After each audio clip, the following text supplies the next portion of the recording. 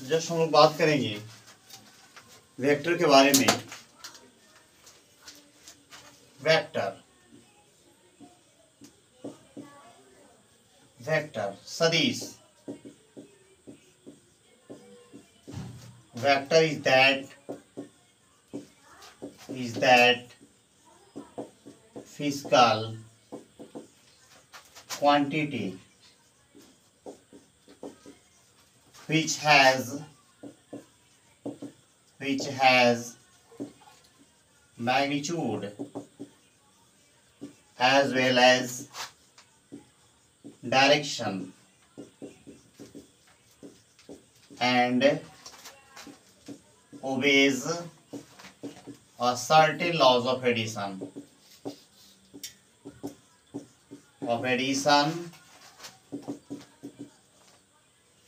Vector कैसा quantity होता है? Vector is that physical quantity which has magnitude as well as direction and obeys a certain laws of addition. सदिश वह भौतिक राशि है जो परिमाण के साथ साथ दिशा भी रखता है और योग के निश्चित नियम का पालन करता है। कैसे हम लोग रिप्रेजेंट करते हैं वेक्टर को? कोई भी अलजेब्राइक आप ले सकते हैं, ए बी सी डी, और उसके ऊपर एरो लगा दीजिए तो ये वेक्टर रिप्रेजेंट हो जाता है। लेकिन आपको समझना होगा कि इसको किस तरह हम लोग लाइन पर रिप्रेजेंट करेंगे। जैसे अब मान लिया जाए, लिखा जाए वेक्टर ए को 2 मीटर ड्यू ईस्ट, 2 मीटर पूरब की ओर। तो यहाँ पर ध्यान देना होगा कि ईस्ट है, वेस्ट है, नॉर्थ है, साउथ है। इस पर एक डायरेक्टेड लाइन सेगमेंट बनाया जाता है और उसको रिप्रेजेंट किया जाता है इस प्रकार 2 मीटर। इसको डायरेक्शन ऑलरेडी मिल गया। यहाँ पर देखिए ये होता है directed line segment. Directed line segment होता है ये, डायरेक्टेड लाइन सेगमेंट होता है ये, जिसका कि मैग्नीट्यूड फिक्स होता है। इसको बोलेंगे directed line segment. Directed line segment, इसके द्वारा रिप्रेजेंट हम लोग करते हैं। और बहुत सा तरीका को हम दिखा रहे हैं आपको, जैसे कि b = 4 metre 30 degree north of east. इसको कैसे रिप्रेजेंट करेंगे? ईस्ट है, वेस्ट है, नॉर्थ है, साउथ है। तो यहां पर क्या होगा? देखिए ईस्ट से नॉर्थ की ओर आपका 30 डिग्री एंगल सबटेन करता हुआ ये वेक्टर को रिप्रेजेंट किया जाएगा। देखिए इस तरह 30 डिग्री और b = कितना होगा? 4 मीटर, इस तरह। तीसरा जो तरीका है c = 4 मीटर नॉर्थ ईस्ट अगर है, नॉर्थ ईस्ट, इसको कैसे रिप्रेजेंट करेंगे? ईस्ट है, वेस्ट है, नॉर्थ है, साउथ है। तो देखिए नॉर्थ ईस्ट अर्थात हाफ ऑफ कंट्रीब्यूशन रखेगा और इसको आप दिखा सकते हैं 45 डिग्री फ्रॉम बोथ एक्सेस। ये देखिए 45 इधर से भी और 45 इधर से भी, क्योंकि दोनों का हाफ ऑफ कंट्रीब्यूशन होगा। इस तरह जो है सामान्यतः 3 प्रकार से दिखाया जाता है। ठीक है,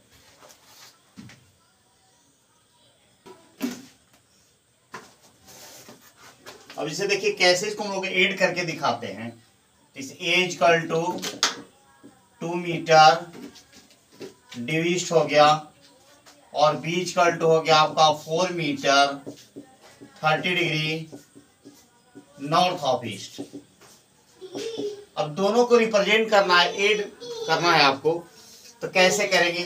पहले वेक्टर को आप रिप्रेजेंट कर लीजिए। ईस्ट है, वेस्ट है, नॉर्थ है, साउथ है। तो ये देखिए आपका हो गया a = 2 मीटर। और फिर क्या करेंगे? इसके टिप्स पर, क्योंकि next vector depicted on the tips of the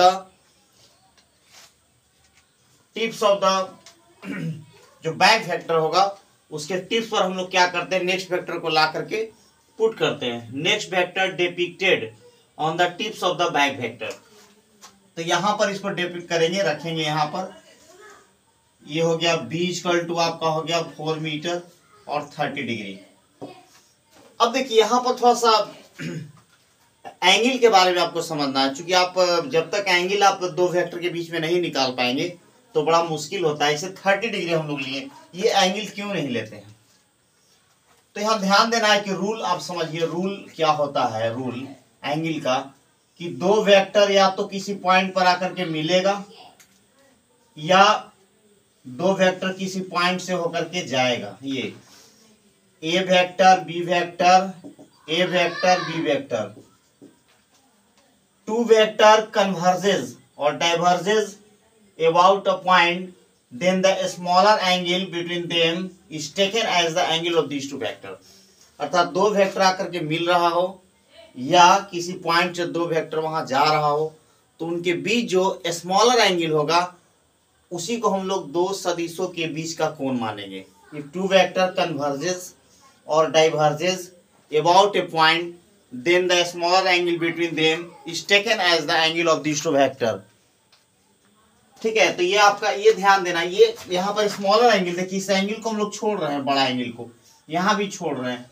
तो मान लिया जाए कि यहाँ पर जैसे ए वेक्टर है और ये आपका बी वेक्टर है, इस तरह भी कहीं आपको फिगर मिल जाए, ये 60 डिग्री है, तो दो वेक्टर के बीच का एंगल हम लोग कौन लेंगे? तो देखिए यहाँ समझना होगा कि यहाँ देखिए या तो दोनों का हेड मिला हो या दोनों का टेल मिला हो, तो ये कंडीशन यहाँ भी प्रोड्यूस करेंगे, क्योंकि इस पॉइंट पर क्या हो रहा है, एक हेड है दूसरे का टेल है, तो इसको हम लोग आगे बढ़ा लेंगे और ये जो लाइन ऑफ एक्शन है, अब देखिए यहाँ पर ये जो है कि एंगल हम लोग ले लेंगे, कितना हो जाएगा 180 टोटल हुआ, इसमें से आपका 60 घटा देंगे तो कितना होगा 120 डिग्री, ये आपका एंगल होगा। दोनों वेक्टर के बीच का एंगल कितना लेंगे 120 डिग्री।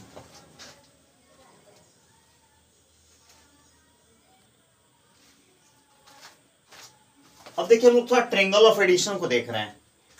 देखिए बहुत इजी होता है, एकदम ध्यान से देखिए, आपको क्लियर कंसेप्ट आ जाएगा। ये देखिए ट्रायंगल ऑफ एडिशन जो है कि दो वेक्टर का रिजल्टेंट निकालता है। इसका प्रयोग हम लोग क्या करते हैं, दो अगर सदिश है तो उसका जो है कि क्या करते हैं हम लोग रिजल्टेंट निकालते हैं, परिणाम निकालते हैं। ठीक है, तो देखिए इसको कैसे रिप्रेजेंट करेंगे। यहाँ पर ये है वेक्टर, ए वेक्टर है, ए वेक्टर, और इस तरह जो है कि बी वेक्टर है, और ये आपका रिजल्टेंट हो गया यहाँ पर आर ए प्लस बी या उसको सी के द्वारा। ये देखिए एंगल हो गया आपका अल्फा। स्टेटमेंट की अगर हम लोग बात करें तो यदि दो समान प्रकार के सदिश ए और बी त्रिभुज के दो भुजाओं के द्वारा एक ही क्रम में व्यक्त किया जाता है तो उनका सदिशीय योग ए प्लस बी त्रिभुज के तीसरी भुजा के द्वारा विपरीत क्रम में व्यक्त किया जाता है। If two vector A and B of same kind are represented by the two sides of a triangle taken in order, then their vector sum that is a plus b is represented by the third side of a triangle taken in reverse order। अब देखिए यहाँ पर इसको हम लोग जो है कि रिजल्टेंट के लिए एक्सप्रेशन लाएंगे। यहाँ देखिए alpha, alpha 180 minus alpha 180 minus alpha, क्योंकि पूरा 180 हुआ। तो यहाँ पर देखिए कॉस 180 डिग्री माइनस अल्फा लगा दे रहे हम लोग, तो क्या होगा, इसको बंद कर देते हैं और जो साइड बच गया उसको स्क्वायर करके जोड़ देते हैं। इसको बंद किए थे स्क्वायर करके घटा देंगे और नीचे में ये दोनों का प्रोडक्ट कर देंगे। अब देखिए cos 180 माइनस अल्फा है तो माइनस cos अल्फा इसका वैल्यू होगा A square plus B square minus C square by 2ab। इसको यहाँ पर मल्टीप्लाई कीजिए, minus 2ab cos alpha A square plus B square minus C square. तो यहाँ डायरेक्ट हम लोग लिख सकते हैं c बराबर A square plus B square plus 2ab cos alpha.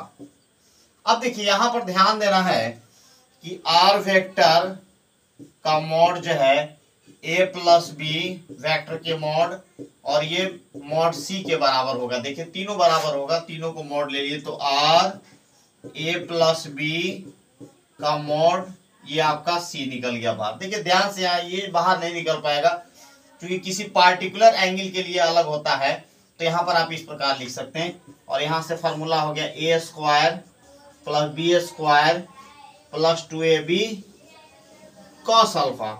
और यहीं पर हम लोग सब्सट्रैक्शन का भी लिख लें, R dash A vector minus B vector, तो यहाँ पर होगा सी डैश।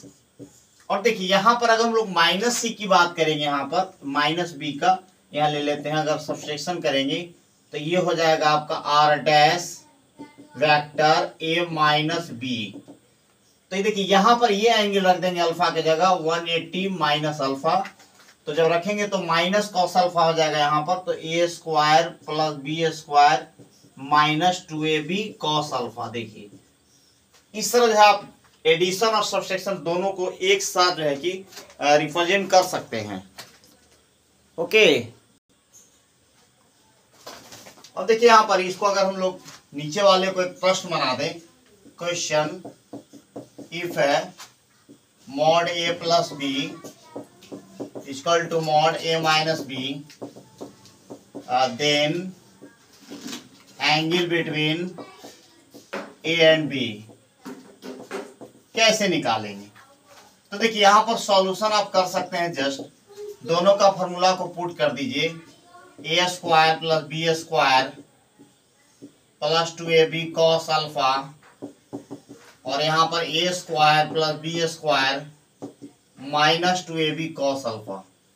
देखिए हम मार्क करने वाला बात है यहाँ पर कि पॉजिटिव स्क्वायर रूट है तो डायरेक्ट हटा दे विदाउट स्क्वायर किए हुए, तो A square plus B square, या पे स्क्वायर भी करेंगे तो हट जाएगा। यहाँ पर root x equal to root y, तो स्क्वायर करेंगे तो क्या होगा, एक्स बराबर वाई, डायरेक्ट हम लोग हटा लेंगे उसको, plus 2ab cos alpha A square plus B square minus 2ab cos alpha. देखिए यहाँ पर ये दोनों कट जाएगा, ये इधर आएगा 4ab cos alpha 0 cos alpha 0 बटा 4ab क्या होगा 0, अल्फा इक्वल टू 90 डिग्री। तो आप एक ऑब्जेक्टिव को याद भी रख सकते हैं कि mod A plus B is equal to mod A minus B. तो एंगल बिटवीन टू वेक्टर अगर कभी पूछा जाए आपसे तो आप डायरेक्ट जो है कि क्या बोलेंगे 90 डिग्री हो जाएगा। ओके, तो इस तरह जो है बहुत इजी तरीके से आप इसको समझ सकते हैं, और रेगुलर देखते रहने से आपको बहुत ज़्यादा क्लियर कंसेप्ट होगा। हर एक पॉइंट पर हम लोग बात करेंगे, ठीक है।